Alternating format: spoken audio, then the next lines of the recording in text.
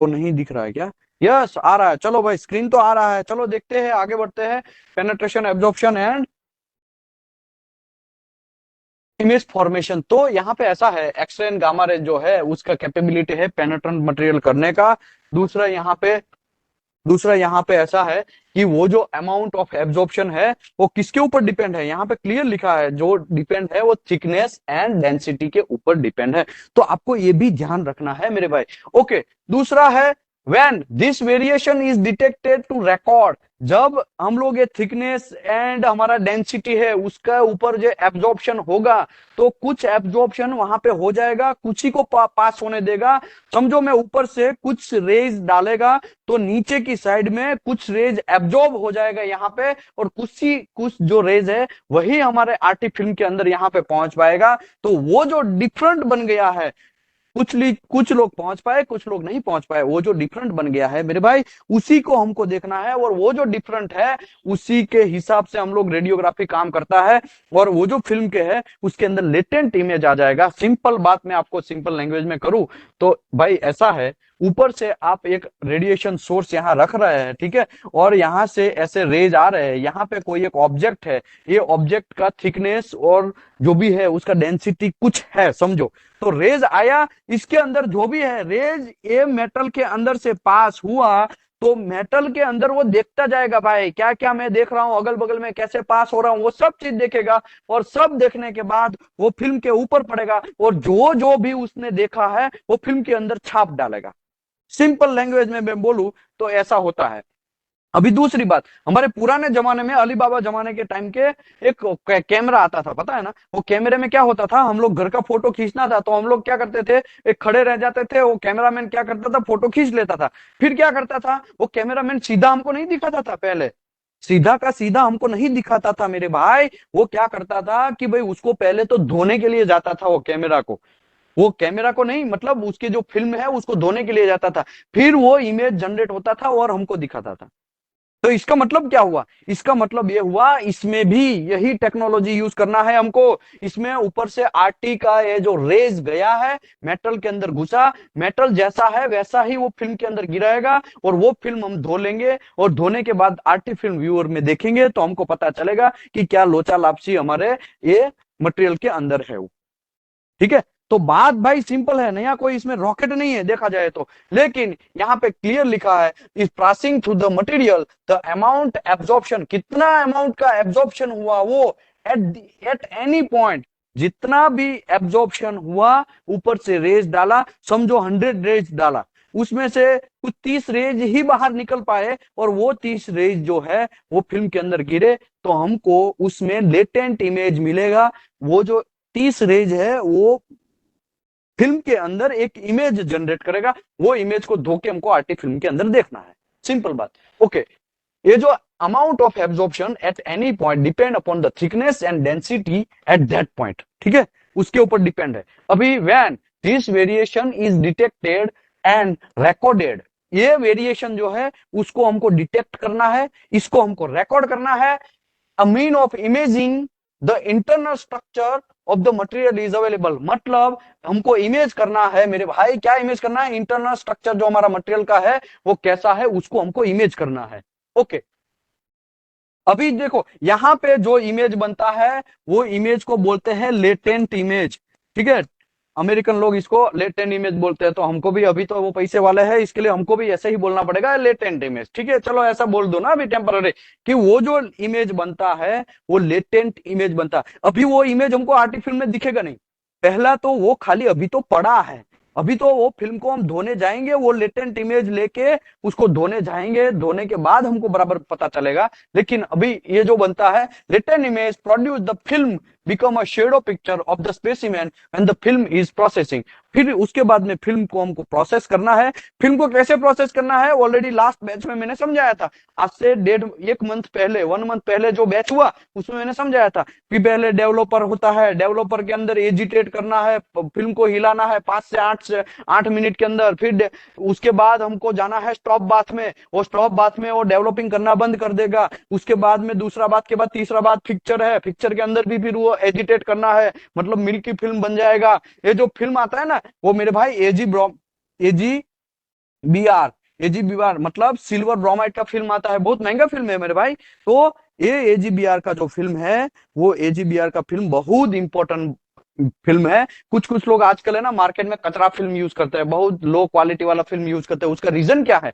Low quality वाला जब film use करेंगे, तब मेरे भाई फिल्म आप धोएंगे, तब वहां पे घंटा जैसा हमको इमेज दिखेगा। एक तो कुछ पता नहीं चलेगा, आंखें तो पहले से ही प्रॉब्लमेटिक है ही, ऊपर से ये फिल्म में ऐसा जाटू जैसा मिलेगा, तो हमको कुछ भी समझ में नहीं आएगा। इसके लिए मैं आपको सजेस्ट करेगा कि भाई क्वालिटी वाला कुछ अच्छा अच्छा कंपनियां है वो बनाते, उसका आपको फिल्म एजीबीआर का यूज करना चाहिए। ओके, फिल्म कैसे होता है? सबसे बीच में एसीटेट बेज होता है, उसके ऊपर प्रोटेक्टिव लेयर, सॉरी, उसके ऊपर एक बेज लेयर होता है, और उसके ऊपर और एक है प्रोटेक्टिव लेयर, ऐसा लेयर होता है।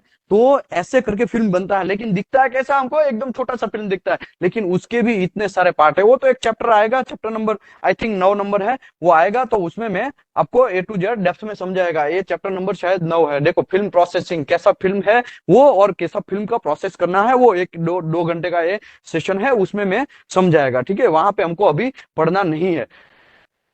ओके, अभी देखो यहाँ पे साउंड रेडिएशन, ये हमारा रेडिएशन है। बहुत सारे लोग इमेज करते हैं कि रेडियोग्राफी का लेंथ विड्थ क्या होता है। तो भाई एक पेन का जो सुई है ना, पेन का, पेन जो है ना, पेन, उसके आगे का जो हम लिखते हैं ना, वैसा ही रेडिएशन सोर्स होता है, ऐसा समझ लो। अगर इतना बड़ा रेडिएशन सोर्स होता, मतलब 2-2 मीटर, 5-5 मीटर, 8-8 मीटर का सोर्स होता तो लग जाती सबकी, लेकिन इतना बड़ा सोर्स नहीं होता है, एकदम पॉइंट जैसा होता है। जनरली आपको पॉइंट जैसा ही गिनना है, और वो जो पॉइंट जैसा लोड है वो बहुत, सॉरी लोड नहीं, सोर्स, ये जो सोर्स है उसके अंदर से बहुत सारे रेडिएशन ऐसे पासिस होते हैं। अभी देखो यहाँ पे रेडिएशन, यहाँ पे वाइड है, वॉल है, देखा यहाँ पे लिखा है वॉल, और यहाँ पे भी ये मटेरियल का ये थिकनेस कम है। देखो यहाँ से ऐसे ऐसे करके ऐसा है ना, ये ऐसा एक मटेरियल है, उसमें यहाँ पे थोड़ा बहुत जगह है, बीच में एकदम वॉल है।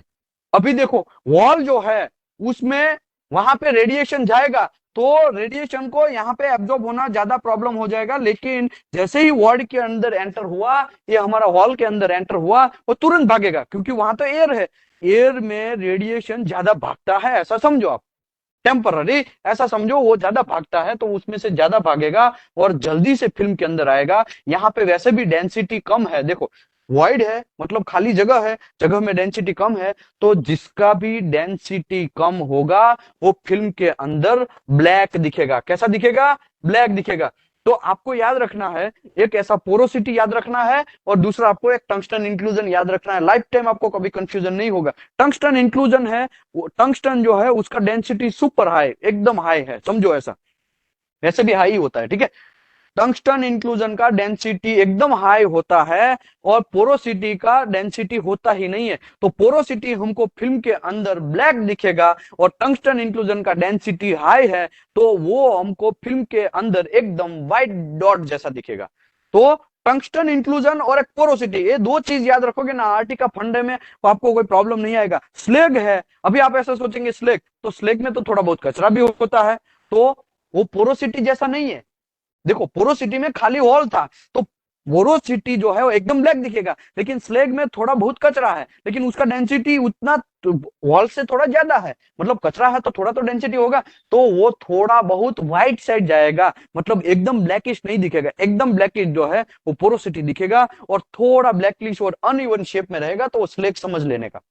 ठीक है, ठीक है, वो तो आरटी फिल्म जब इंस्पेक्शन हम करेंगे चैप्टर नंबर 12, 13, 14 में, तो हम लोग में पूरा आपको समझाएगा। लेकिन कहने का मतलब यहाँ पे मेरा इतना ही है कि यहाँ पे वॉइड है, यहाँ पे भाई साहब ऊपर से आए आरटी वाला लोग, आरटी का सोर्स का रेज जो है वो आया, यहाँ से गिरा, यहाँ से आया, और यहाँ पे एकदम ब्लैक दिखाएगा। ये देखो यहाँ पे लिखा है ना कि डार्केस्ट एरिया वाइल प्रोसेसिंग, ये एरिया डार्क हो जाएगा, तो डार्क हो जाएगा। देखो इसमें प्रॉब्लम क्या है, देखो ये इतना ही लेंथ है, देखा जाए तो देखो इतना ही लेंथ है, लेकिन इतना लेंथ में कांड ये है कि उसका लेंथ कितना यहाँ पे बड़ा हो गया, कितना बड़ा हो गया, समझो 10 mm है तो शायद आपको 10 mm से ज्यादा ही दिखे, 15 20 mm 25 mm भी दिख जाए।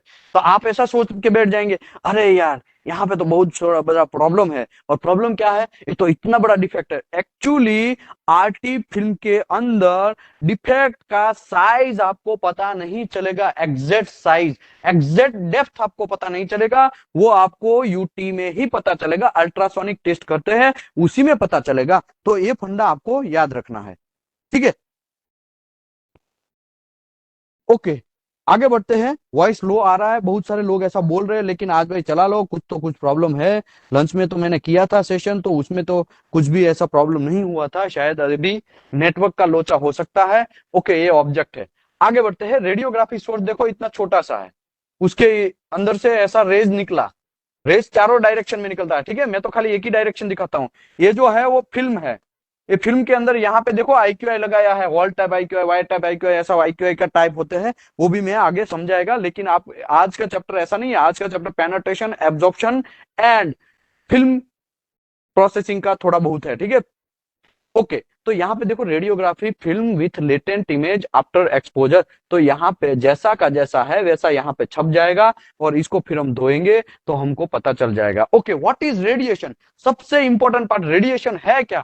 तो X-ray and gamma rays are family of the waves is called electromagnetic waves. तो एक तो इलेक्ट्रोमैग्नेटिक स्पेक्ट्रम आता है, बहुत सारे लोगों ने फिजिक्स में 12th साइंस में देखा होगा इलेक्ट्रोमैग्नेटिक स्पेक्ट्रम। तो ये देखो मेरे भाई, यहाँ पे लिखा है रेडियो, यहाँ पे माइक्रोवेव, यहाँ इंफ्रारेव, ये जो एरिया है वो विजुअल, ये अल्ट्रावायोलेट, ये एक्सरे और गामा रेज। ये है क्या मेरे भाई? हम लोग जो देख सकते हैं वो इतना एरिया में ही देख सकते हैं। इतना एरिया का अगर हमारा वेवलेंथ रहेगा, ये जो मैं रेड कलर का दिखाया है, उतना एरिया के अंदर का ही हम लोग, उसको मैंने यहाँ पे हम लोग जूम करके देख रहे हैं, ठीक है। इसको हमने जूम किया है और कुछ नहीं किया, जूम करके ऐसा दिखाया कि 400 नैनोमीटर से लेके 750, तो वो ही हम चीज देख सकते हैं। तो कुछ सांप है, सांप सप है, मतलब स्नैक, स्नैक जो है वो रात में भी चलता है। तो क्या उसको रात में भी विजिबिलिटी दिखता है क्या? तो कुछ कुछ लोग ऐसे हैं, कुछ कुछ लोग तो नहीं, कुछ कुछ एनिमल ऐसे हैं कि उसको इंफ्रावायोलेट भी देख सकते हैं वो। तो वो रात में भी देख सकता है। उसका रीजन क्या है? वो कुछ वेलोसिटी, सॉरी, कुछ वेवलेंथ और कुछ फ्रीक्वेंसी देख सकता है। हमारा घर का रेडियो है वो ये इसमें यहाँ पे आता है, देखो 10⁻⁹ से 10⁻⁴ फ्रीक्वेंसी के बीच में जो है, 10⁻⁹ 10⁻⁴ से 10⁻⁹ का फ्रीक्वेंसी रहेगा।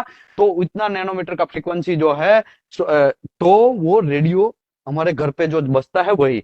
माइक्रोवेव्स भी होते हैं, इंफ्रारेड, इंफ्रारेड टेस्टिंग भी होता है। टोटल हमने कल मैंने समझाया कि टोटल हम लोग का 16 मेथड है। टोटल 16 मेथड में एनडीटी लेवल 1 कर सकते हैं, NDT level 2 and NDT level 3। उसमें से इंफ्रारेड का जैसा भी टेस्टिंग होता है, अल्ट्रावायोलेट का भी टेस्टिंग होता है, ठीक है। ओके, अभी यहाँ पे आया हमारा भाई साहब एक्सरे और गामा रे। उसका देखो एनर्जी इंक्रीज, ऐसे जाते जाएंगे वैसे एनर्जी एकदम हाई एनर्जी है। देखो एक्सरे और गामा रेज का है एकदम हाई एनर्जी, और वेवलेंथ पीछे की साइड जाते जाएंगे, मतलब एक्सरे का वेवलेंथ एकदम छोटा है। वेवलेंथ छोटा है मेरे भाई, तो क्या होगा, वो किधर भी घुस जाएगा, किधर भी घुस जाएगा। वो तो दीवार की फाड़ के निकल जाएगा। हम लोग विजिबल है आंखों से, हम दीवार के पीछे की साइड में देख सकते हैं? नहीं देख सकते हैं। तो उसके लिए क्या ऑप्शन है? आरटी वाला ऑप्शन है। आरटी है वो दीवार को पार करके भी निकल जाएगा, क्योंकि उसका वेवलेंथ है वो एकदम छोटा है। यहाँ पे लिखा है ना, इंक्रीज द वेवलेंथ। अगर आप इस साइड में जाते जाएंगे और आप लेफ्ट साइड में जाते जाएंगे और तो डिक्रीज द वेवलेंथ होता जाएगा, लेकिन उसका एनर्जी इंक्रीज होता जाएगा, और फ्रीक्वेंसी जो है वो भी इंक्रीज होता जाएगा। देखो इस साइड जब जाते जाएंगे तो फ्रीक्वेंसी इंक्रीज होता जाएगा। तो हम लोगों को कौन सा एरिया दिखता है? 400 नैनोमीटर से 750 नैनोमीटर का एरिया होता है, उतना फ्रीक्वेंसी ही हम देख पाते हैं। उसके अलावा और कोई घंटा भी हम लोग देख नहीं पाते हैं। ओके, तो ये इलेक्ट्रोमैग्नेटिक स्पेक्ट्रम है, इसमें आप वेवलेंथ देख सकते हैं। यहाँ पे ज्यादा वेवलेंथ है, फिर ऐसे ऐसे जाते जाएंगे तो फिर छोटा छोटा छोटा छोटा छोटा छोटा वेवलेंथ होता जाएगा, और एकदम छोटा और भी गामा रेस के बाद भी आता है। तो यहाँ पे मैं शायद दिखाया हुआ है, नहीं दिखा है, ठीक है। बाकी इलेक्ट्रोमैग्नेटिक स्पेक्ट्रम हम निकालेंगे, उससे भी कम वेवलेंथ वाला होता है, लेकिन उसका जनरली हम लोग इंडस्ट्री में कम यूज करते हैं। तो कहने का मतलब ये है कहने का यहाँ पे मतलब ये है कि इलेक्ट्रोमैग्नेटिक स्पेक्ट्रम है, वो अगर आप समझ लिया तो आपको पता चल जाएगा कि एक्सरे कहाँ पे बैठता है, और ये एक्सरे का हम लोग यूज करके आजकल लोग परमाणु बम भी इसी के हिसाब से बनाते हैं। ठीक है, एक्सरे गामा रेज, उसका वेवलेंथ ज्यादा, इसका देखो एनर्जी कितना है, एकदम हाई एनर्जी है उसका। ठीक है, तो देखो ऐसा ट्राई नहीं करने का, तो जस्ट तो बात निकली है तो एटॉमिक के लिए ऐसा बोल रहा हूं। ठीक है, आगे बढ़ते हैं। X-ray and gamma rays families of the waves that are called electromagnetic waves. इसको इलेक्ट्रोमैग्नेटिक वेव भी बोलते हैं, इलेक्ट्रोमैग्नेटिक स्पेक्ट्रम भी बोलते हैं। ये स्पेक्ट्रम में एमटी में भी समझाएगा, आपको पीटी में भी समझाएगा, और अल्ट्रा यूटी में भी समझाएगा। ठीक है, ये स्पेक्ट्रम बहुत इंपॉर्टेंट है, और वैसे भी बहुत पिछली बैच में तो मैं ऑलरेडी एकदम समझाया हुआ है। आगे बढ़ते हैं, इलेक्ट्रोमैग्नेटिक स्पेक्ट्रम की अभी थोड़ा बहुत डिस्कस कर लेते हैं। The spectrum is arranged in order by frequency, in order by frequency. ठीक है, फ्रीक्वेंसी के ऑर्डर के हिसाब से यहाँ पे होता है, तो यहाँ पे डेफिनेटली फ्रीक्वेंसी के हिसाब से ही है ना। देखो नीचे फ्रीक्वेंसी दिया गया है, उसके फ्रीक्वेंसी के हिसाब से स्पेक्ट्रम का अरेंजमेंट होता है ऑफ द वेव। ये जो वेव्स का अरेंजमेंट है वो फ्रीक्वेंसी के हिसाब से होता है। The waves with the lowest frequency is listed at the right side end of the chart, while the wave of the highest frequency at the left side. तो यहाँ पे हाईएस्ट फ्रीक्वेंसी देखो इस साइड आया है। ठीक है, ये राइट साइड, ये है राइट साइड, तो इसमें हाईएस्ट फ्रीक्वेंसी है, सॉरी लोएस्ट फ्रीक्वेंसी है, और यहाँ पे ये है लेफ्ट साइड, तो इसमें फ्रीक्वेंसी एकदम हाई है और यहाँ पे फ्रीक्वेंसी एकदम लो है। ठीक है, तो यही बात यहाँ पे समझा रहा है कि हाईएस्ट फ्रीक्वेंसी है वो लेफ्ट साइड है, और राइट साइड जो है उसमें लोएस्ट फ्रीक्वेंसी है। ओके, अभी प्रॉब्लम क्या है, हमारा प्रॉब्लम ये है कि विजिबल लाइट जो है और एक्सरे है और गामा रेज है are member of the electromagnetic spectrum, they have many thing common. ये जो कॉमन थिंग है ना वही प्रॉब्लम है, क्योंकि आरटी फिल्म को हम लोग जनरली एक्सपोज नहीं करते हैं एयर के अंदर। सन रेज जो है उसके अंदर आरटी फिल्म को एक्सपोज नहीं करते हैं। क्यों? क्योंकि विजिबल लाइट जो है वो जो हम लोग आंखों से देखते हैं ना उसको विजिबल लाइट बोलते हैं। एक्सरे और गामा रेज तीनों का कुछ चीज कॉमन है, वो कॉमन चीज अगर हम समझ लेंगे तो पूरा का पूरा बात का आइडिया हमको समझ में आ जाएगा। Okay, travel at the velocity of light, उसका सबका सेम है। देखो वेलोसिटी सबका सेम है, आप विजिबल लाइट लो, एक्सरे लो या गामा रेज लो। ठीक है, दूसरा है ट्रैवल इन स्ट्रेट लाइन, वो स्ट्रेट लाइन में ही ट्रैवल करता है, टेढ़ा मेढ़ा नहीं जाता है। हाँ स्कैटरिंग होता है तो एक अलग मैटर है, बाकी वो सीधा का सीधा एकदम स्ट्रेट लाइन में ही ट्रैवल करेगा, या तो विजिबल लाइट हो या तो हमारा एक्सरे हो या गामा रे हो, वो सीधा का सीधा ही ट्रैवल करेगा। Not affected by magnetic field, magnetic field उसको अफेक्ट नहीं कर पाएगा। अगर अगर ये ट्रैवल स्ट्रेट लाइन है वो तो समझ में आया, लेकिन मैग्नेटिक फील्ड इफेक्ट करता तो प्रॉब्लम क्या होता। तो कोई भी किसी के पास भी मैग्नेट होता ना उसके पास रेडिएशन नहीं आता, तब तो सब लोग मैग्नेट आजकल इकट्ठा करने लग जाते, और अगर कुछ प्रॉब्लम होता है, युद्ध वगैरह होता है, तो सब लोग फिर मैग्नेट इकट्ठा करने लग जाते, और मैग्नेट क्या करता, वो उसको दूर भगाता। लेकिन ऐसा कुछ नहीं है भाई, x ray gamma rays visible light किसी को भी मैग्नेट का इफेक्ट नहीं होता है, याद रखो not affected by magnetic field. तीसरा है, चौथा है will expose the photographic film. Okay, अभी आरटी फिल्म जो है मैंने ऑलरेडी समझाया कि आरटी फिल्म जो है वो कैसेट के अंदर रखा जाता है। भाई क्यों कैसेट के अंदर रखा जाता है, वो हवा में क्यों नहीं रखते हैं, सनरेज में क्यों नहीं रखते हैं, दिन के उजाले में क्यों नहीं रखते हैं, लैंप के ऊपर क्यों नहीं रखते, लैंप के नीचे क्यों नहीं रखते हैं, बिना एक्सपोज हुआ आरटी फिल्म की मैं बात कर रहा हूं।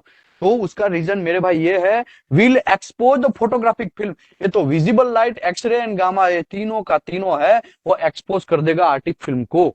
जब वो आरटी फिल्म नया नया है तब, जब उसको एक्सपोजर अभी यूज नहीं किया है तब। तो ऐसा होने से प्रॉब्लम क्या है, अगर अगर ये एक्सपोज नहीं होता तो मजा आ जाता, सीधा का सीधा हम फिल्म चिपका देते, उसमें तो कोई प्रॉब्लम ही नहीं था, फिर सीधा धो देते और हो जाता। लेकिन ऐसा नहीं है, वो विजिबल लाइट में एक्सपोज हो जाता है, एकदम ब्लैक ब्लैक कलर का फिल्म हो जाएगा, विजिबल लाइट में भी वो एक्सपोज हो जाए। जो लोग प्रैक्टिकल करने आते हैं उसको मैं फिल्म दिखाता हूँ, नया फिल्म कैसा आता है, वो ब्लैक कलर का नहीं आता है नया फिल्म, पहले हम जो ऐसा सोचते हैं कि फिल्म जो है वो ब्लैक ब्लैक कलर का ही है, वो तो एक्सपोज होने के बाद ब्लैक कलर का होता है। स्टार्टिंग में जब आप कोई कंपनी से आर्टी फिल्म खरीदते हैं, अनएक्सपोज्ड आर्टी फिल्म जो होता है वो उसका कलर कुछ अलग ही है, समझो आप। वो यहाँ पे जो लोग आप आएंगे तब आरटी आरटी एफ आई जब करने आएंगे तब में ये सब चीज दिखाएगा। ठीक है, आगे बढ़ते हैं। शॉर्टर, यहाँ पे देखो ये शॉर्टर वेवलेंथ है और इस साइड जाते जाते है ऐसे लॉन्गर वेवलेंथ होता जाता है। और मीटर में है एनर्जी, यहाँ पे ये सब चीज दिखाया गया है। यहाँ पे विजिबल लाइट का भी ये जो एरिया है वो हम लोग वही एरिया में देख सकते हैं। मतलब ये जो सन रेज आते हैं, सन रेज तो सभी फेंकता है, सन तो रेडियो वेव्स भी फेंकता है, microwaves, infrared, visible, UV, x ray, gamma ray, सब चीज फेंकता है। लेकिन हम लोगों को तो खाली विजिबल जो है वही दिखता है। विजिबल मतलब विजिबल का वेवलेंथ के अंदर जो आता है वही हमको दिखने वाला है और वही दिखता है। ओके, आगे बढ़ते हैं। वेवलेंथ एक तो है क्या, सबसे इंपॉर्टेंट पार्ट वेवलेंथ है। और वेवलेंथ है क्या, वेवलेंथ को समझ लेंगे तो फ्रीक्वेंसी ऑटोमेटिकली समझ में आ जाएगी। Wavelength is describe the distance between the peak of the wave. तो अभी मैंने यहाँ पे वेव्स आपको दिखाए, ठीक है, ये वेव्स मैंने आपको दिखाए। देखो यहाँ पे बहुत सारे वेव्स जो है, ये जो वेव्स है, ये वेव्स उसका पीक टू पीक जो है उसको डिस्टेंस को वेवलेंथ बोलते हैं। सिल्वर टाइप होता है, किसी ने लिखा है देखो, सिल्वर टाइप की होती है RT film. Yes, very good, silver type का ही होता है, यस डेफिनेटली। ठीक है, ऐसा भाई जागते रहो, सुनाई दे रहा है तो ठीक है, बाकी साउंड का प्रॉब्लम है तो ईयरफोन घुसा दो। ये तो थोड़ा आज थोड़ा प्रॉब्लम होने वाला है, प्लीज रिक्वेस्ट करेगा मैं आप लोगों को कि ईयरफोन घुसा दो।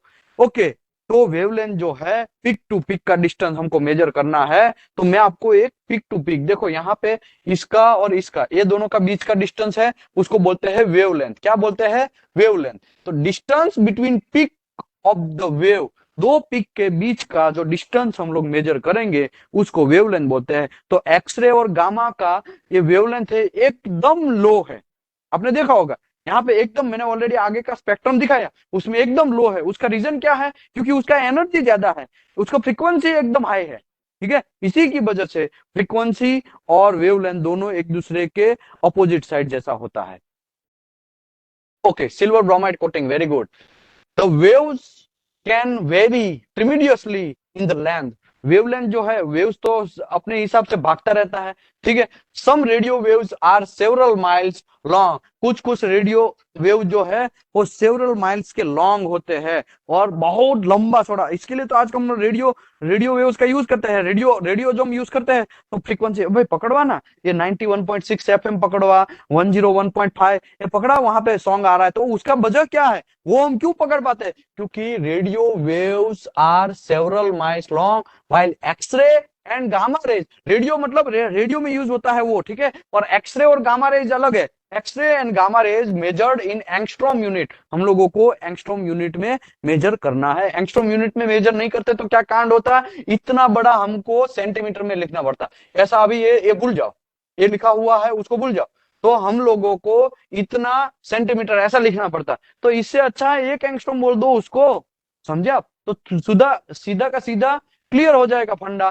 तो 1 सेंटीमीटर इज इक्वल टू, ये हमारा इतना इंच होता है। अगर एंगस्ट्रॉम यूनिट में मेजर करेंगे तो इतना जो है 10⁻⁻8 बिलियन जो है उसको हम 1 एंगस्ट्रॉम में बोलते हैं। यहाँ पे देखो एक वेवलेंथ दिखाया, यहाँ पे एक ए का दिखाया है, एक बी वेव्स दिखाया है। ए वेव्स है उसका शॉर्ट वेवलेंथ है, पिक टू पिक डिस्टेंस एकदम छोटा है, और ये बी वेव है उसका पिक टू पिक डिस्टेंस एकदम लंबा है। तो इसका वेवलेंथ है वो बड़ा है। यहाँ पे आपको कोई कंफ्यूजन नहीं होना चाहिए, बी का वेवलेंथ ज्यादा है, ए का वेवलेंथ एकदम छोटा है, सिंपल बात। ठीक है, आगे बढ़ते हैं।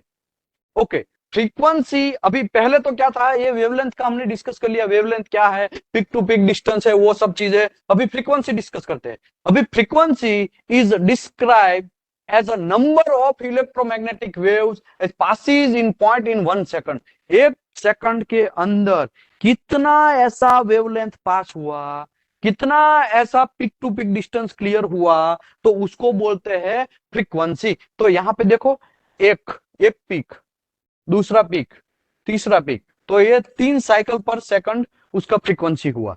यहां पे देखो 1 2 3 4 5 6, ठीक है, तो ये 6 हुआ, 6 साइकिल पर सेकंड हुआ। लेकिन यहाँ पे 1 2 3 4, 5, 6, 7, 8, 9, 10, 11 और 12। तो यहाँ पे 12 साइकिल पर सेकंड। देखो पिक टू पिक डिस्टेंस अभी देखा जाए तो इसका वेवलेंथ 3 है, नॉट वेवलेंथ सॉरी, फ्रीक्वेंसी, इसका फ्रीक्वेंसी 3 है, नीचे का फ्रीक्वेंसी 6 है। वह सबसे लास्ट वाला जो है, समझो मैं इसको ए बोल दूं, इसको बी बोल दूं, इसको सी, तो A is equal to 12 cycle per second, B is equal to 6 cycle per second, C is equal to 3 cycle per second. तो यहाँ पे क्लियर लिखा, frequency is describe the number of electromagnetic wave that passes a given point in 1 second. एक second के अंदर कितना waves पास होते हैं, तो उस कितना वेवलेंथ पास होता है, तो उसको बोलते हैं मेरे भाई frequency. Remember that all electromagnetic wave travel in same velocity. ये तो हमने डिस्कस किया कि भाई ऑल इलेक्ट्रोमैग्नेटिक वेव जो है सबका सबका सेम टकाटक वेलोसिटी जो है सबका सेम है। कोई ऐसा बोलेगा कि इसका वेलोसिटी ज्यादा होता है, ऐसा घंटा नहीं होता है। सबका इलेक्ट्रोमैग्नेटिक वेव जो है वो सबका वेलोसिटी सेम होता है। वह तो एक्सरे हो या गामा रे हो या सन से निकला हुआ कोई रेज हो, विजिबल रेज हो, उसकी बात कर रहा है, वो सबका वेलोसिटी सेम रहेगा। Frequency frequency is measured cycle per second. तो यहाँ पे देखो 3 cycle per second, 6 cycle per second, 12 cycle per second, मतलब एक सेकंड के अंदर टी इज इक्वल टू, यहाँ पे लिखा है ना T is equal to 1 second. तो एक सेकंड के अंदर ए वाला भाई साहब है वो 12 बार पास हो गया, बी वाला 6 बार पास हुआ और सी वाला 3 बार पास हुआ। तो cycle per second, frequency is measured cycle per second, a cycle being one complete wave. एक साइकिल एक कंप्लीट वेव क्लियर करता है। एक साइकिल एक कंप्लीट वेव क्लियर करता है, याद रखो। और थ्रू थ्रू टू थ्रू और पिक टू पिक, ये पिक टू पिक गिनो या थ्रू टू थ्रू गिनो। थ्रू मतलब ए थ्रू है, ठीक है, A through to A through. अगर पिक टू पिक गिनो तो ए पिक टू ए पिक गिनो। तो ये अगर देखा जाए तो वेवलेंथ इसका 1 वेवलेंथ हुआ, ऐसा समझो, ठीक है। ये दो दो वेवलेंथ हुआ इसका। पिक टू पिक डिस्टेंस गिनना है ना हमको वेवलेंथ का। तो ऐसा बोला जाए तो साइकिल पर सेकंड अगर उसका पिक टू पिक जितना पास हुआ है उसको बोलते हैं फ्रीक्वेंसी। ओके, आगे बढ़ते हैं। In the example below assume that the time is 1 second. हम लोग यहाँ पे ऐसा समझते हैं कि 1 सेकंड का या यहाँ पे टाइम है। What is the frequency of each cycle? तो पिक पिक गिन लो, तो यहाँ पे 3, तो इसको बोलते हैं 3 हर्ट्ज। देखो साइकिल पर सेकंड इतना लंबा हो जाएगा, अगर उसको हर्ट्ज में बोल दो तो ये 3 हर्ट्ज हो गया, ये 6 हर्ट्ज हो गया, ये 12 हर्ट्ज हो गया। तो फ्रीक्वेंसी गिनना नया कोई रॉकेट नहीं है, ये साइकिल पर सेकंड की जगह मैंने हर्ट्ज लगा दिया और कुछ नहीं है, क्योंकि फ्रीक्वेंसी को हर्ट्ज में भी मेजर किया जाता है। हर्ट्ज नाम का कोई एक भाई साहब था, उसने ये सब संशोधन किए, तो उसी की वजह से उसका नाम से हर्ट्ज रख दिया। ऐसा आप टेम्पररी समझ लो, क्योंकि ऐसा आता था ना हमारे कॉलेज लाइफ में, नहीं college not college but physics में आता था कि हर्ट्ज नाम का एक साइंटिस्ट था, उसने ये सब चीज शोध किया, वेवलेंथ क्या है, फ्रीक्वेंसी क्या है, इसके बाद उसके नाम से हमने यूनिट बनाया हर्ट्ज। तो ऐसा समझो 3 साइकिल पर सेकंड इतना लंबा बोलने की जगह 3 हर्ट्ज बोल दो, ठीक है, उसके नाम भी याद रह जाएगा। ऐसा आगे बढ़ते हैं। The frequency and wavelength electromagnetic wave are inversely proportional. तो फ्रीक्वेंसी चले से 1/λ, या तो लैम्बडा चले से 1/f, तो मतलब इनवर्सली प्रोपोर्शनल है। यहाँ पे इसका मतलब ये होता है, okay, this mean when one increase other is decrease proportional amount. अगर आपका फ्रीक्वेंसी बढ़ेगा तो आपका डेफिनेटली यहाँ पे क्या बढ़ेगा, फ्रीक्वेंसी बढ़ेगा तो वेवलेंथ बढ़ेगा, ठीक है। कहाँ पहुंचे थे भाई हम? मैं आपको यहाँ पे इलेक्ट्रोमैग्नेटिक वेव्स दिखा देता हूँ, ठीक है। तो देखो यहाँ पे क्या है, इस साइड में जैसे ही जाते जाते हैं वैसे डिक्रीज हो जाता है, वेवलेंथ है वो डिक्रीज होता जाता है, और वही इस साइड में जाते जाते हैं तो फ्रीक्वेंसी है वो डिक्रीज होता जाता है, ठीक है। ये हमारा वेवलेंथ इंक्रीज, ये इंक्रीज, ये फ्रीक्वेंसी हमारा डिक्रीज, ठीक है। तो डिक्रीज ऐसे है, हाँ यहाँ पे डिक्रीज यहाँ पे क्लियर बात है कि वेवलेंथ और हमारा क्या बोलते हैं फ्रीक्वेंसी दोनों इनवर्सली प्रोपोर्शनल है। अगर वेवलेंथ बढ़ेगा तो हमारा फ्रीक्वेंसी है वो लो होगा, फ्रीक्वेंसी अगर इंक्रीज होगा तो वेवलेंथ कम होगा। सिंपल बात है भाई, दोनों इनवर्सली प्रोपोर्शनल है, ठीक है। Okay, the double one of the other reduce in one and half, मतलब एक डबल रहेगा तो दूसरा रिड्यूस होता जाएगा। ठीक है, यहाँ पे भी एक एग्जांपल दिया है कि यहाँ पे हाई फ्रीक्वेंसी है, यहाँ लो फ्रीक्वेंसी है। देखो इसमें वेवलेंथ क्या है, वेवलेंथ अगर देखा जाए तो एक और दो, मतलब वेवलेंथ इसका वन ही है, देखा जाए तो इसका वन वेवलेंथ है, लेकिन इसका वेवलेंथ वन है और फ्रीक्वेंसी उसका लो है, यहाँ पे वेवलेंथ बढ़ता जाएगा। ठीक है, ऐसा यहाँ पे दिखाया गया, हाई फ्रीक्वेंसी लो फ्रीक्वेंसी। ये तो एक एग्जांपल दिया गया है, नया कोई रॉकेट नहीं है। हम लोग आगे बढ़ते हैं मोस्ट इंपोर्टेंट पार्ट में। तो most important difference of the radiograph between light rays, x rays and gamma rays, their penetration ability. अभी सिंपल बात, एक एक दीवार है, दीवार, ठीक है, एक दीवार है, दीवार के आर पार हम नहीं देख सकते, क्यों? क्योंकि भाई ये लाइट रेज जो है वो दीवार को चीर नहीं सकता है, दीवार के आर पार पेनिट्रेशन नहीं कर सकता है। लेकिन एक्सरे है और गामा रेज है, वो दीवार को आर पार चीर सकता है, वहां पे जो भी बैठा है उसकी बैंड बजा देगा वो रेडियोग्राफ। ठीक है, और गामा रेज, एक्स रेज, इससे ऐसा बात है, most important difference of radiographer between light rays and X ray gamma rays is their penetration ability. सबका पेनिट्रेशन एबिलिटी अलग अलग है। विजिबल लाइट का पेनिट्रेशन एबिलिटी नहीं है और एक्सरे और गामा रेज का है। Visible light is stopped by opaque substance, मतलब एपेक्यू मतलब एक वॉल समझो, एक सबटेंस में वो स्टॉप हो जाता है, वॉल के आगे या कोई एक दीवार है या तो कोई डोर है, वहां पे वो स्टोर हो जाता है। डोर के बाहर कितना भी वो तेज हो, लेकिन डोर अगर रेजिड, मतलब कोई एक अच्छा मेटल का बनाया हुआ है, तो उसके अंदर हमको रेज नहीं मिलेंगे। हम लोगों को बाहर की साइड कितना भी लाइट है, हमको अंदर कुछ पता नहीं चलेगा, लेकिन बाहर रेडिएशन होगा, सेम जगह पे वहां पे रेडिएशन होगा और हम लोग अंदर बैठे हैं तो हम लोगों को बैंड बच जाएगा। तो ये फर्क है हमारा पेनिट्रेशन का। However, because of the X-ray have such high frequency and short wavelength, x ray का हाई फ्रीक्वेंसी है, मैंने यहाँ पे समझाया ना, एक्सरे का फ्रीक्वेंसी एकदम हाई है।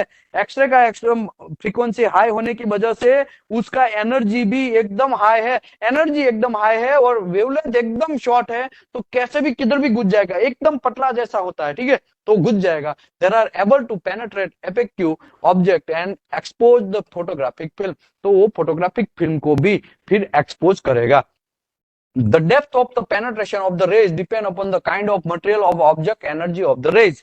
मतलब देखो डेप्थ है, यहाँ पे एकदम सिंपल, यहाँ पे एक रेज डाला हुआ है, एक एक्सरे सोर्स है, यहाँ पे आयन है, ठीक है, ये आयन है, ये यहाँ पे एक लीड है, ठीक है, यहाँ पे लिखा है ना लीड, लीड का डेंसिटी एकदम हाई है, याद रखो। लीड जो है आप लोगों को याद रखना है, जिसके पास जो, देखो परमाणु बंकर है ना, साउथ कहाँ पे, स्विट्जरलैंड में, स्विट्जरलैंड में परमाणु बंकर का बहुत बोलबाला है। तो परमाणु बंकर जो बनता है 1.5 करोड़ का बनता है, 2-2 करोड़ का बनता है, ठीक है, जमीन के अंदर बनाते हैं। तो वो लोग ज्यादातर किसका यूज करते हैं? लीड का यूज करते हैं मेरे भाई। लीड में पैसा ज्यादा जाता है, और लीड का यूज करने का फायदा क्या है कि भाई वहां पे ये रेडिएशन जो है वो नहीं आप आर पार आ पाएगा और वो एब्जॉर्ब ज्यादा कर लेगा। पेनेट्रेशन तो वो होने देगा, लेकिन वो एब्जॉर्ब कर लेगा। यहाँ पे देखो ना कितना रेज बाहर निकला, 1 2 3 4 5 6 7, ठीक है, ये 7 रेज यहाँ पे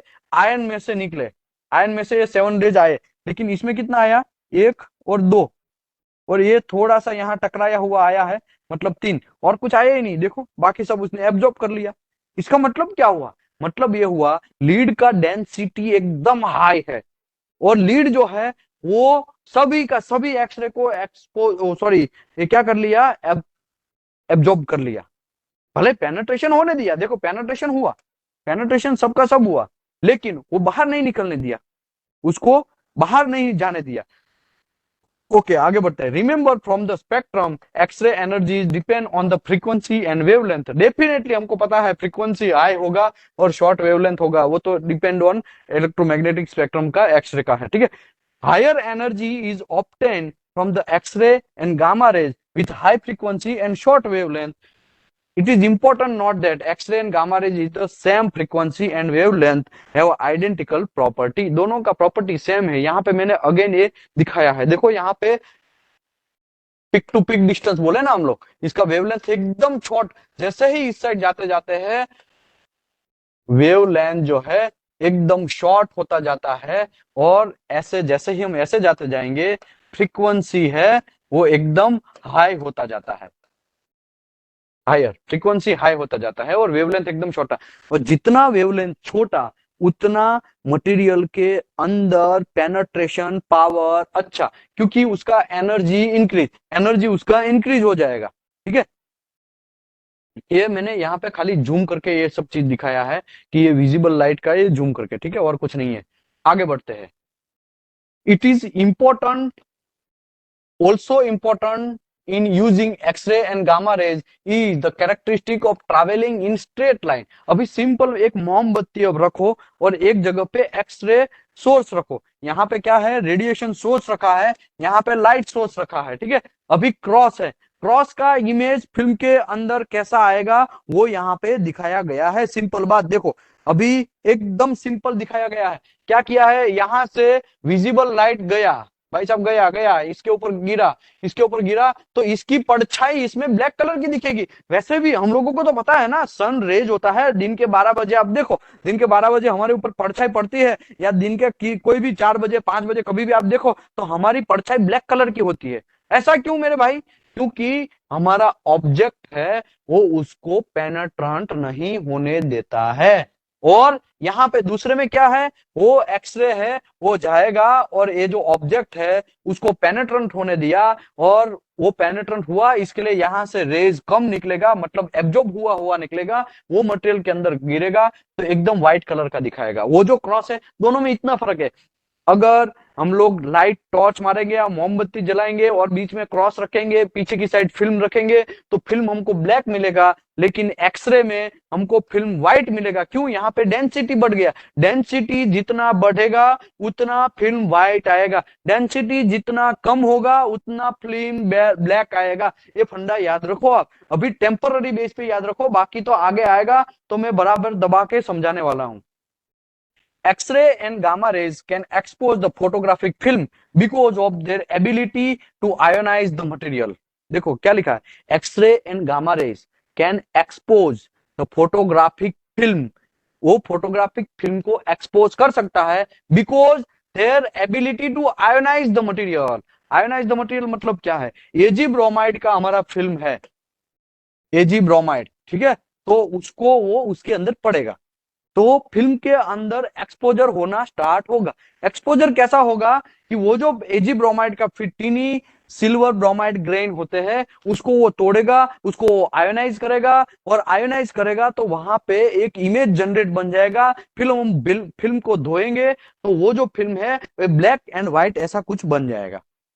ठीक है, भले ही इसका पूरा का पूरा एक लंबा चैप्टर है, ये सब ये इतना लाइन भले ही लिख दिया है, आप ऐसा मत समझो कि हमको समझ में कुछ घंटा नहीं आ रहा है, ऐसा मत समझो। अभी टेम्पररी इतना समझ लो कि एजी ब्रोमाइड का फिल्म होता है, उसके अंदर जैसे ही एक्सरे गिरता है तो एजी ब्रोमाइड को वो तोड़ता है, एजी ब्रोमाइड को अलग अलग, सिल्वर को भी इलेक्ट्रॉन दे देगा, ब्रोमीन को अलग कर देगा। ठीक है, ऐसा कर देगा। इलेक्ट्रॉन देखो, एक्सरे में भी इलेक्ट्रॉन तो है ही, इलेक्ट्रॉन तो फ्लो होने ही वाला है, सब चीज इलेक्ट्रॉन से ही होता है, ये फंडा याद रखो। मार्केट में हमारा फैन भी चलता है, तो फैन भी क्यों चलता है, इलेक्ट्रिसिटी की वजह से, लेकिन इलेक्ट्रिसिटी के अंदर क्या है, इलेक्ट्रॉन, इलेक्ट्रॉन का फ्लो होता है इसकी वजह से। ये रेज जो आते हैं उसमें भी इलेक्ट्रॉन है, सभी में इलेक्ट्रॉन है, तो वो जो इलेक्ट्रॉन है वो एची ब्रोमाइड को तोड़ेगा। इसके लिए यहाँ पे लिखा है when the radiation पेनेट्रेंट on the film, जब रेडिएशन फिल्म के अंदर पड़ेगा, film is expose, film expose होगा, क्यों, तो रेज आयोनाइज, वो फिल्म को आयोनाइज करेगा, आयोनाइज मतलब उसको तोड़ डालना, एजी ब्रोमाइड को तोड़ डालता है। The tiny silver bromide grain in the film emulsion, ये जो इमल्सन का क्लियर देखो, फिल्म कैसा होता है अभी बता देता हूं। सबसे बीच में एसीटेट बेस, एसीटेट बेस ऐसा सबसे बीच में होता है फिल्म के, ठीक है। उसके ऊपर है, मैं दूसरे कलर का दिखा रहा हूं यहाँ पे, उसके ऊपर है, एक क्यों नहीं, हाँ आया, उसके ऊपर है और नीचे, उसके ऊपर और नीचे, ये जो है ऊपर और नीचे, वो दोनों मेरे भाई क्या है पता है, यहाँ पे क्या लिखा है, इमल्सन लेयर,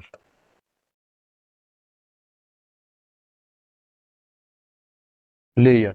इसके ऊपर दूसरे कलर का अभी मैं दिखाता हूं, इसके ऊपर ये दूसरा कलर का दिखा रहा हूं, ये क्यों ऐसा हो रहा है, हाँ ये दूसरे कलर का मैंने यहाँ पे दिखाया, ये है ये और ये जो है दोनों ऊपर और नीचे, वो है प्रोटेक्टिव लेयर, प्रोटेक्टिव लेयर। अभी क्या होगा, जब ये फिल्म एक्सपोज होगा, तो इसने लिखा है यहाँ पे, क्या लिखा है, when radiation penetrant to the film, ये फिल्म के अंदर रेडिएशन जब पड़ेगा, the film is exposed because a rays ionize the tiny bromide grain in the film emulsion. ये जो फिल्म इमल्सन है ना, ये तीसरा लेयर, ये लेयर, ये जो कलर का लेयर है ना, उसको वो तोड़ना स्टार्ट करेगा, क्योंकि इसमें, और पूरा का पूरा फिल्म एजी ब्रोमाइड का है, लेकिन उसको मैंने जूम करके दिखाया है। भले ही हमको दिखेगा फिल्म एक कागज जैसा, लेकिन कागज जैसा नहीं है, उसमें इतना सारा चीज रहता है, ठीक है। ये जो मैंने अभी यहाँ पे दिखाया उतना चीज। ओके, अभी क्या होगा, वो जो फिल्म के अंदर पड़ेगा और उसको इमल्सन जो है वहां पे आयोनाइज होना स्टार्ट होगा। The ionization of the film emulsion from the latent image, और इमेज जो है वो लेटेंट बनना स्टार्ट होगा, मतलब रेडिएशन जो लगाया हमने, आरटी सोर्स लगाया, तो आरटी जहां से पास हुआ मेटल के अंदर, उसने जो जो भी चीज देखा वो फिल्म के अंदर वो चिपका देगा। क्यों? क्योंकि वो आयोनाइज करेगा और लेट आयोनाइज करेगा, किसी का जल्दी आयोनाइज करेगा, टाइम के हिसाब से भी चलता है, डेंसिटी के हिसाब से भी चलता है, किसी में ज्यादा एनर्जी गिरता है, किसी में कम एनर्जी गिरता है, क्योंकि लेड का डेंसिटी देखो मैंने वो बताया कि ज्यादा है, तो वहां से आएगा रेज, तो धीरे धीरे धीरे धीरे गिरेगा, तो फिल्म के अंदर बहुत लेट पहुंचेगा और लेट डालेगा उसका इमेज, तो वो फिल्म हमको व्हाइट दिखेगा लीड वाला, और जैसे ही आयन है उसमें कुछ चीज है, पोरोसिटी पिन होल, तो उसके हिसाब से वो आयनाइज करके लेटेंट इमेज बनाएगा, और वो लेटेंट इमेज को हमको विच इज डेवलप्ड, हमको डेवलप करना है during later processing of the film. दूसरा फिल्म का जो प्रोसेस है वो हमको करना है, फिल्म का फिर क्या करना है, पहला बात है डेवलपर बात, डेवलपर बात, वो डेवलपर बात के अंदर उसको 5 to 8 मिनट के अंदर एजिटेट करना है, हिलाना है, एजिटेट मतलब हिलाना, ऊपर नीचे ऐसा करना है, ठीक है। डेवलपर के बाद दूसरा है स्टॉप बात। स्टॉप बात में क्या होगा, मैं अभी बताया ना कि एक प्रोटेक्टिव लेयर है, ये डेवलपर जो है वो क्या करेगा, ऊपर का प्रोटेक्टिव लेयर निकाल देगा, उसके बीच में और एक लेयर इमल्सन लेयर बच जाएगा, वो स्टॉप बाथ में वो इमल्सन लेयर निकालना धीरे धीरे स्टार्ट करेगा, और फिल्म को एक्सपोज करना, सॉरी, फिल्म को लेटेंट इमेज जो है वो इमेज जनरेट करना स्टार्ट करेगा। इसके बाद है फिक्स बात। फिक्स बात में वो एक मिल्की जैसा फिल्म दिखने को लगेगा, और उसके बाद है रनिंग वाटर। रनिंग वाटर में डालेंगे तो फिल्म अच्छा सा चकाचक हो जाएगा, और फिर उसके बाद में फिल्म को ड्राई कर देना है, ड्रायर में डाल देना है, ड्रायर है तो अदरवाइज फिल्म को सुखा देना है। फिल्म को सुखाने के बाद हमको आरटी फिल्म व्यूअर है उसके अंदर उसको चिपका देना है, और हमको देख लेना है कि क्या कांड हो गया है मटेरियल के अंदर। तो एक्चुअली देखा जाए तो इतना सारा प्रोसेस होता है मेरे भाई, और इसके बाद हम लोगों को फिल्म मिलता है। तो बहुत सारी कंपनी ने देखा होगा, आज आरटी लेते हैं तो 2 दिन के बाद रिजल्ट मिलता है, या 1 दिन के बाद रिजल्ट मिलता है, या सेम डे, लेकिन लेट रिजल्ट मिलता है। तो लेट रिजल्ट मिलने का रीजन ये है कि आरटी फिल्म को इतने सारे प्रोसेस में फ्लो करवाना है, बाद में हमको आरटी फिल्म मिलेगा। ऐसे ही सीधा हम आरटी फिल्म देख लेंगे मटेरियल, वो आरटी फिल्म व्यूअर के ऊपर, ऐसा नहीं होता है, इसके ऊपर बहुत सारा लंबा चौड़ा साइंस है, और वो साइंस हम लोग सीखने वाले हैं, ठीक है। आगे बढ़ते हैं। The specimen itself, the important consideration is making a radiograph।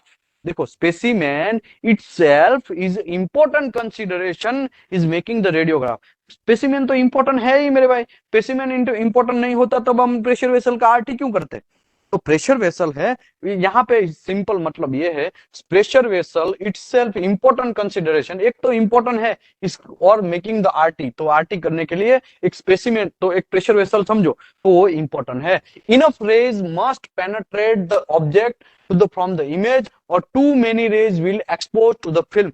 बहुत सारे रेज फिल्म को एक्सपोज कर पाएगा, बहुत सारे रेज जो है वो यहाँ पे दिखाया है ना, लीड के अंदर ही मर गया, देखो वो मर गया, वो बाहर निकल ही नहीं पाया। कुछ कुछ लोग ही आ जाएंगे, कुछ कुछ लोग यहाँ पे मर जाएंगे, मर जाएंगे मतलब डेड हो जाएंगे, डेड हो जाएंगे मतलब वो उसको चीर नहीं पाएगा, उतना पेनेट्रेशन तो भले ही लीड होने देता है, लेकिन एब्जॉर्ब भी है, पेनेट्रेशन और एब्जॉर्ब, पेनेट्रेशन लीड होने देता है, लेकिन एब्जॉर्प्शन की वजह से यहाँ पे हमारा कुछ रेज जो है वो अटक गया, यहाँ पे आके अटक गया, ये यहाँ पे आके अटक गया, ये यहाँ पे आके अटक गया। क्यों ऐसा हुआ? क्योंकि एब्जॉर्ब्ड हो गया, मटेरियल के अंदर एब्जॉर्ब हो गया। और यहाँ पे अभी आरटी फिल्म हम देखेंगे तो ये व्हाइट कलर का आएगा, ये व्हाइट कलर का आएगा, ये ब्लैकिश आएगा। ऐसा क्यों होगा? ऐसा मेरे भाई इसके लिए होगा कि जिसका भी डेंसिटी ज्यादा होगा वो हमको फिल्म के अंदर व्हाइट दिखेगा, और जिसका डेंसिटी कम होगा वो फिल्म के अंदर एकदम ब्लैक दिखेगा। तो यहाँ पे देखो डेंसिटी है, यहाँ पे आया, यहाँ पे सीधा का सीधा आ गया, इसके लिए ब्लैक दिखा, यहाँ पे लीड हमने रख दिया वहां पे, तो ऐसा हो गया। तो फर्क कुछ नहीं है, डेंसिटी का सब चीज का खेल है, ठीक है। आगे बढ़ते हैं। Okay, enough rays must penetrate the object in the from the image. Many rays is overexposed to the film. Okay, कुछ कुछ जो फिल्म है उसमें ज्यादा रेडिएशन हो गया, अगर हमने एयर सोर्स जो है उसका एनर्जी ज्यादा रख लिया तो ओवर एक्सपोज हो जाएगा, और कम उसका रेडिएशन का वो रखा हमने पावर, तो वहां पे कम एक्सपोज होगा। सिंपल बात आगे के चैप्टर में आएगा तो मैं समझाएगा कि हमारा आरटी सोर्स है उसका कितना वोल्टेज रखना है, उसका वोल्टेज भी इंपॉर्टेंट है ना, कितना वोल्टेज रखना है तो हमको अच्छा सा आरटी फिल्म मिलेगा, कितना वोल्टेज नहीं रखेंगे तो आरटी फिल्म कम मिलेगा। ये सब चीज हम लोग आगे के चैप्टर में सीखने वाले हैं, लेकिन सिंपल बात यहाँ पे ये है, ये वोल्टेज का हमारे हाथ में है, ठीक है। हमारे मशीन के अंदर सेटअप रहता है, कितना वोल्टेज डालना कितना नहीं डालना वो हमारे अंदर सेटअप रहता है, वो सेटअप के हिसाब से हमको वोल्टेज प्लस और माइनस हम लोग कर सकते हैं। ओके, गामा रेज में नहीं कर सकते, ठीक है। आगे, absorption is the ability of the specimen block the passes the x ray through the material. तो यहाँ पे भाई साहब ने ब्लॉक कर दिया है, किसको?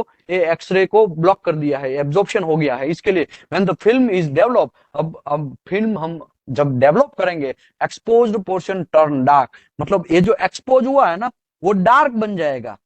क्यों? क्योंकि उसमें ज्यादा रेज गिरा है, अगर और ज्यादा गिरता तो और रेड डार्क होता और फिल्म डार्क होता, और बहुत सारा रेज गिर जाता तो और सारा डार्क हो जाता, while the unexposed portion will be clear. Clear? तो यहाँ पे ये एक्सपोज नहीं हुआ, देखो एक्सपोज फिल्म के अंदर, एक्सपोजर जो है वो फिल्म के अंदर होता है, ठीक है। तो फिल्म के अंदर लीड जो है उसका एक्सपोजर नहीं हुआ है, लीड पेनेट्रेशन कर दिया है मटेरियल के अंदर, एक्सरे गया है, लेकिन यहाँ पे एब्जॉर्ब हुआ, एब्जॉर्प्शन हुआ। एब्जॉर्प्शन की वजह से मटेरियल के अंदर से, लीड के अंदर से एक्सरे रिटर्न आया नहीं, और आया नहीं इसके लिए फिल्म के अंदर पड़ा नहीं, फिल्म के अंदर नहीं पड़ा तो हम लोग अमेरिकन लोगों की लैंग्वेज में बोलते हैं एक्सपोज नहीं हुआ, ठीक है, अनएक्सपोज रह गया। अगर अनएक्सपोज रह गया तो फिल्म हमको व्हाइट मिलेगा, ठीक है। ओके, ये लास्ट है पॉइंट, ठीक है। अभी ज्यादा कोई रॉकेट नहीं है, थोड़ा टफ चैप्टर ऐसा नहीं है, एकदम सिंपल चैप्टर है, समझने के लिए समझो। तो पेनेट्रन मटेरियल को होने देता है, एब्जॉर्प्शन मतलब वो खा जाना, और आगे बता फिल्म कैसा डेवलप करना है वो सब चीज छोटा मोटा इंफॉर्मेशन दिया गया है यहाँ पे। चैप्टर अभी यहाँ पे क्लोज होता है, लेकिन मैं थोड़ा बहुत समझा देता हूँ। The formation of the image, देखो formation of the image on the film depend upon the amount of radiation received, कितना अमाउंट का रेडिएशन हमने वो फिल्म के अंदर रिसीव्ड हुआ है उसके ऊपर फॉर्मेशन ऑफ इमेज डिपेंड है। फॉर्मेशन ऑफ इमेज मतलब कैसा इमेज दिखेगा आरटी फिल्म का, वो डिपेंड है ऑन अमाउंट ऑफ रेडिएशन, कितना रिसीव्ड हुआ है वो। तो यहाँ पे डेफिनेटली पता चलता है ना कि यहाँ पे कम एब्जॉर्प्शन हुआ है, यहाँ पे अमाउंट कम मिला है, यहाँ पे अमाउंट एक्सरे का ज्यादा मिला है, तो उसी के ऊपर डिपेंड है हमारा फॉर्मेशन ऑफ इमेज, इमेज उसी के हिसाब से बनता है। And by different section of the film, अलग अलग सेक्शन के अंदर। तो मेरे भाई यहाँ पे समझो एक वाइड है, ऐसा एक पोरोसिटी है, ठीक है। यहाँ पे एक्सरे आया, एक्सरे तो वैसे सब जगह से ऐसा ऐसा निकलेगा, ठीक है, सब जगह से निकला, और यहाँ पे एक वॉइड है, और वो जो वॉइड है वहां पे जल्दी से पास हो गया, वहां पे डेंसिटी कम है, डेंसिटी कम है तो ये एरिया में हमको ब्लैक मिलेगा। सिंपल बात, नया कोई रॉकेट साइंस नहीं, ठीक है। H1 below the discontinuity such a wide present in thickness different, यहाँ पे थिकनेस डिफरेंट हो गया, थिकनेस डिफरेंट हुआ इसके लिए यहाँ पे बराबर मिला, लेकिन ये जो थिकनेस जैसे ही डिफरेंट हुआ वहां पे हम लोगों को वो ब्लैक मिलने लगा। Specimen and will appear as a dark spot on the developed film, जब हम डार्क स्पॉट मिलेगा और जब फिल्म डेवलप करेंगे तो एकदम ब्लैक मिलेगा। Is discontinuity shown that the inclusion of is more dense and then the specimen is a material then image on the film would be lighter on the spot at that spot। तो यहाँ पे film जो है वो lighter बाकी जगह मिला, बाकी एक जगह पे ब्लैक मिला। तो x ray would have been absorbed by the dense inclusion, अगर डेंसिटी ज्यादा होता, अगर डेंसिटी ज्यादा होता, समझो यहाँ पे टंगस्टन इंक्लूजन होता ना तो एकदम यहाँ पे व्हाइट मिलता, एकदम व्हाइट मिलता, भले ही इसमें दिख नहीं रहा है, मैं अभी ड्रॉ भी नहीं कर सकता हूँ पेन से, लेकिन वहां पे व्हाइट मिलता। सिंपल बात है, नया कोई रॉकेट नहीं है, ठीक है। ओके, मैं यहाँ पे अभी क्वेश्चन आंसर के लिए ओपन करता हूँ। ये चैप्टर में किसी को डाउट है तो प्लीज डेफिनेटली कुछ लोग पूछ सकते हैं। थोड़ा आवाज का आज लोचा लापसी है ही, तो डोंट वरी, मैं आगे का जो सेशन करेगा उसमें थोड़ा ध्यान रखेगा, ठीक है।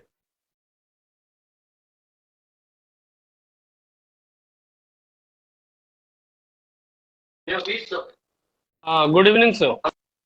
आ रही है? Yes sir. Good evening sir.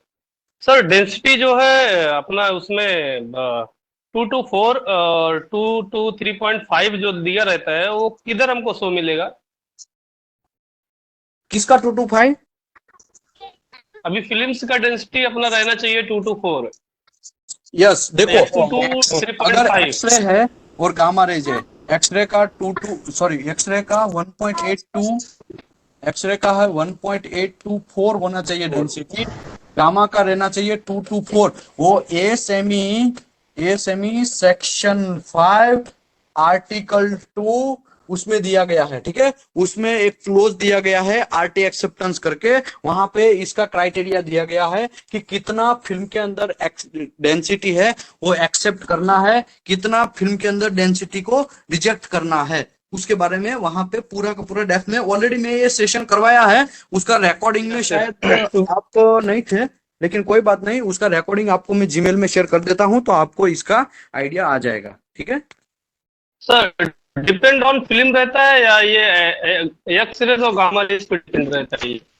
नहीं, ये फिल्म का डेंसिटी के ऊपर इसमें बहुत सारे फैक्टर है, खाली एक का हम आंसर देंगे ऐसा नहीं चलेगा। फिल्म कैसा है उसके ऊपर भी डिपेंड है, आपने सोर्स में कितना वो लिया है जैसे वो भी डिपेंडेंट A7 है, है उसके अपना। बाद ये फिल्म का डिस्टेंस आपने कितना रखा उसके ऊपर भी है, फिल्म को आपको कितने टाइम में एक्सपोज होने दिया, तो टाइम का भी एक फैक्टर लगता है। इसमें बहुत सारे फैक्टर लगते हैं, खाली एक फैक्टर देके मैं आपको आंसर दे देगा तो सही नहीं रहेगा। एज अ प्रोफेशन में मैं आपको ये बोलेगा कि इसमें एक चीज इफेक्ट नहीं करता है फिल्म की डेंसिटी कम आने का, फिल्म वॉश कैसे करते हैं ना वो भी डिपेंड है। भले ही टेक्नीशियन ने प्रॉपर ले लिया, लेकिन टेक्नीशियन ने घंटा यस जैसा यस धोया राइट। फिल्म को तो भी प्रॉब्लम है। तो ये सब चीज आपको हाँ, केयर लेना टाइमिंग, पड़ेगा। टाइमिंग लेना। Thank you, thank you. Sir ये ओके। फिल्म की डेंसिटी तो उससे डेंसिटोमीटर से चेक हो जाएगी ना?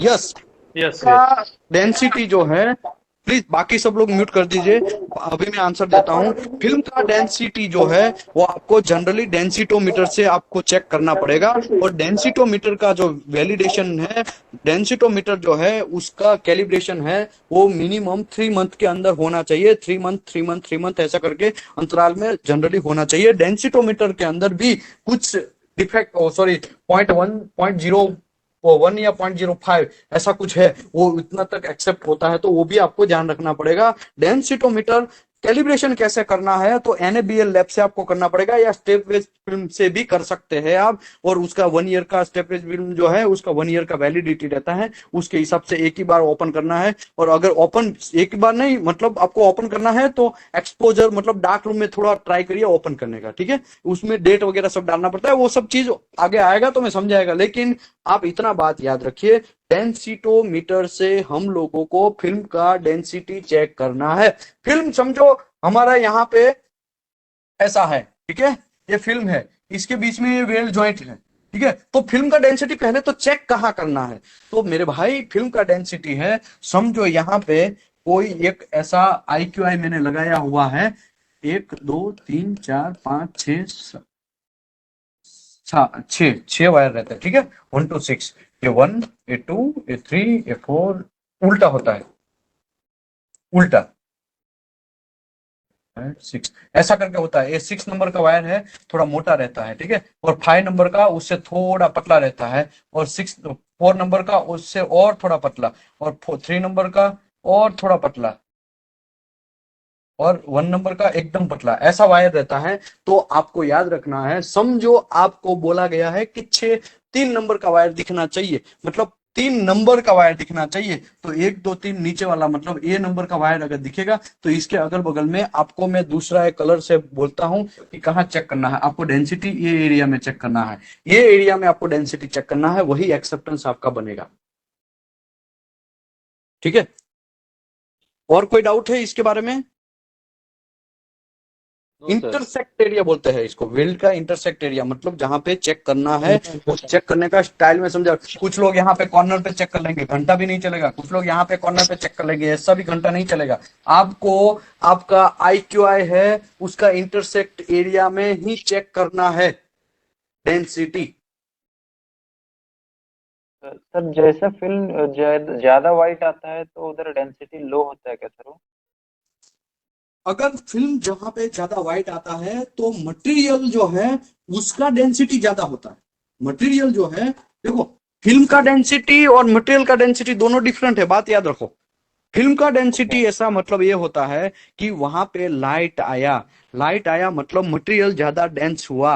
मटेरियल ज्यादा डेंस हुआ तो हम लोग डेंसिटोमीटर में अगर फिल्म के अंदर चेक करेंगे तो डेंसिटी लो आएगा, राइट? ज्यादा वाइट एरिया आ जाएगा तो समझिए तो उधर डेंसिटी लो है। यस। और किसी को कोई डाउट है सर? सर, ये जो आपने फिल्म बताया आरटी हाँ का, हाँ। उसका क्या क्या मतलब कितना टाइप्स का फिल्म रहता है generally? D1, D2, D3, D4, D5, D6, D7, D8 तक ऐसा बहुत सारा फिल्म रहता है। It depend on manufacturer. आपको अच्छा पैसा देंगे तो ज्यादा अच्छा फिल्म मिलेगा, कम पैसा दोगे तो कम फिल्म मिलेगा। ये सब चीजें ना, में रेडियोग्राफिक फिल्म ये चैप्टर आएगा तो इसमें 2 घंटे तक कैसा फिल्म होता है, कितने टाइप्स का फिल्म होता है, किसका क्वालिटी कैसा होता है, वो सब चीजें मैं चैप्टर नंबर 9 में डिस्कस करेगा। ऑलरेडी अगर डिस्कस किया हुआ आपको चाहिए तो मेरे पास रिकॉर्डेड वीडियो इसका पुराना बैच का है, तो वो मैं आपको दे देगा। आपको दीपेश पटेल से ये रिकॉर्डेड वीडियो मिल जाएगा, ठीक है? तो आप उसी से भी ले सकते हैं। अगर नहीं भी लेते हैं तो मेरे पास यहाँ पे करते रहिए 8:30 बजे डेली, और डेली हम लोग मैं आपको बताता रहेगा, ठीक है? वो चैप्टर आएगा तो मैं समझाएगा, ये पूरा डेप्थ में समझाएगा। Okay sir. Hello okay sir. Sir ji, good evening. Yes sir. Good evening, very happy good evening. Sir जैसे अभी ये डेंसिटी वाला जो आपने बताया था सर, उसमें दो केस हो सकते हैं ना। अगर लाइट फिल्म की डेंसिटी लो हो गई तो वो तो अलग ही दिखाई देगा उसमें, हम्म और अगर हाई थिकनेस का अगर मटेरियल रहेगा तो उसमें ऑलरेडी लाइट रहेगी, वो अलग केस हो जाएगा। हम्म। यस, डेफिनेटली ऐसा चांसेस रहता है। पता है ना सर ये? यस यस, ऐसा होता है, यस।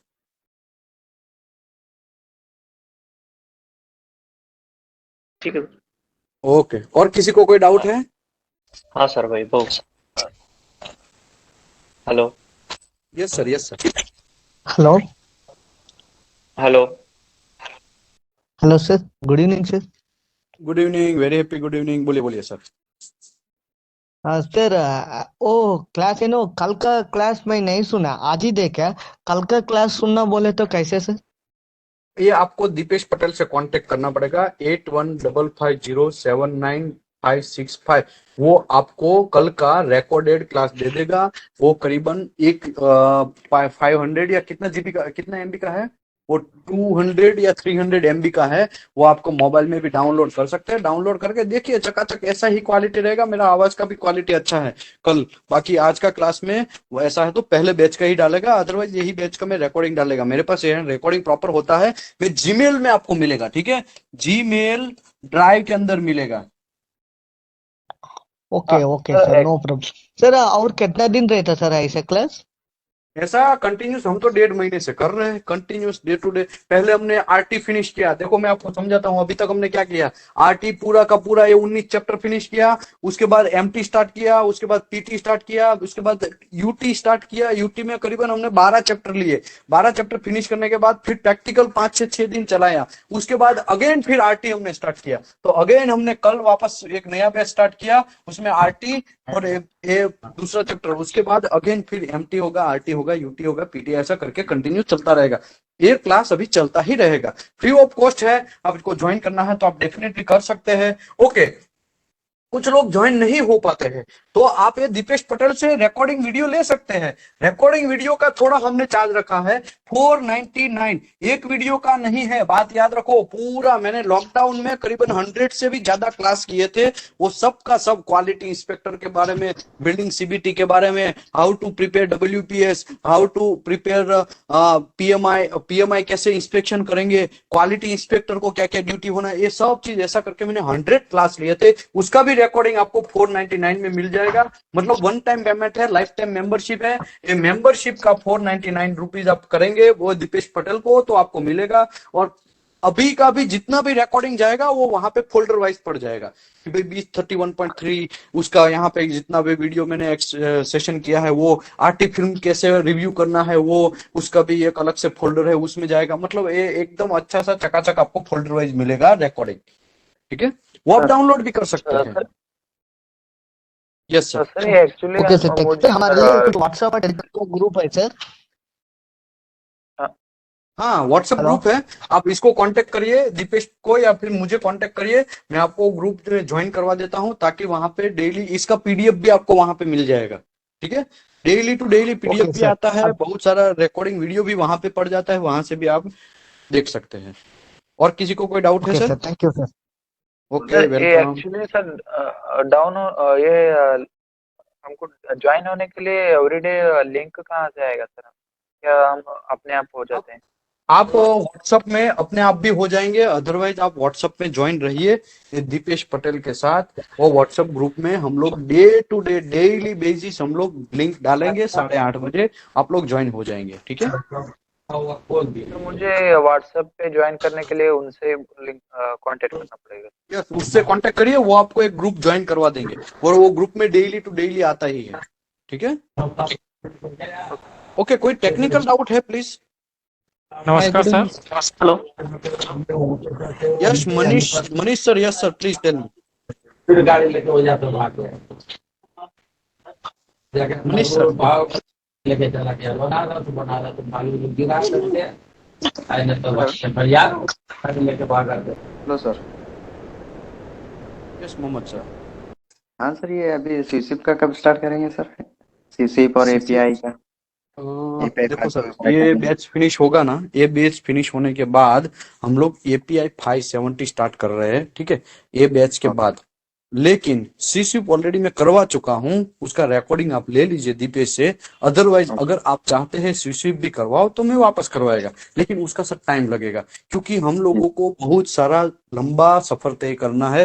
पहले तो मैं सीसीप फिनिश किया, कोड बहुत सारे फिनिश किए, उसके बाद मैंने एनडीटी भी फिनिश किया, लेकिन एनडीटी का रिकॉर्ड नहीं हुआ था। तो अभी मैं वापस से ये बैच स्टार्ट कर रहा हूँ और वो पूरा का पूरा रिकॉर्ड करेंगे। 570 का पूरा रिकॉर्डिंग करेंगे, 510 का करेंगे, एपीआई 936 करेंगे, फिर बिगेस्ट स्टार्ट करना है तो बिगेस्ट फिनिश करेंगे। क्योंकि बहुत सारे लोगों का मैसेज आता रहता है हमारे ये यूट्यूब चैनल में, यार बिगेस्ट कब करोगे, बिगेस्ट कब करोगे, तो हम लोग बिगेस्ट भी करने वाले हैं। तो बिगेस्ट के ऊपर हमारा ज्यादा फोकस है। सीसीप ऑलरेडी कर चुके हैं सर, तो ऑलरेडी कर चुके हैं, उसका रिकॉर्डिंग में ऑलरेडी मैं यहाँ पे अभी जैसा बोल रहा हूँ वैसा ही वहां पे ही बोला हुआ है।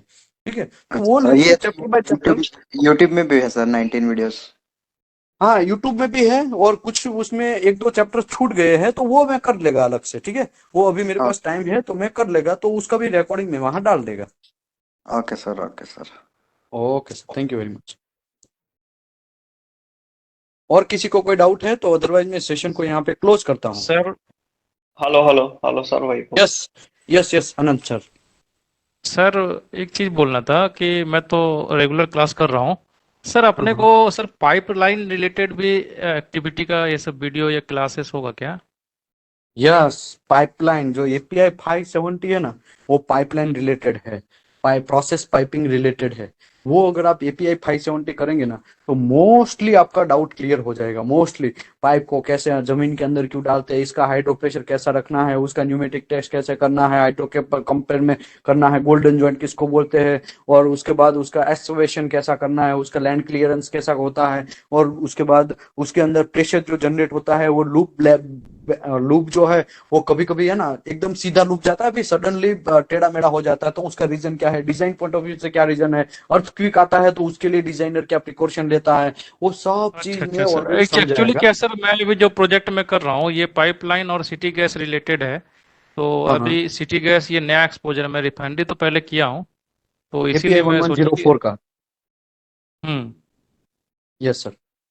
तो मैं इसलिए पूछ रहा था कि इससे रिलेटेड अभी क्लासेस यस होगा उस। डेफिनेटली, मैं उसके ऊपर भी पूरा फोकस करेगा। एपीआई 1104 है, उसका आरटी का एक्सेप्टेंस क्राइटेरिया, यूटी का एक्सेप्टेंस क्राइटेरिया, वो सब चीज भी डिस्कस करेगा। और उसका एग्जीक्यूशन में कैसे काम करना है, इसको असेंबल में कैसे करने का, वो सब चीज में आने वाले कुछ ही दिनों में मैं स्टार्ट करेगा। ठीक है, डोंट वरी। अभी सर जो आरटी का चल रहा है एक्सेप्टेंस, इसमें एपीआई 11 से 4 फिर बताएंगे क्या?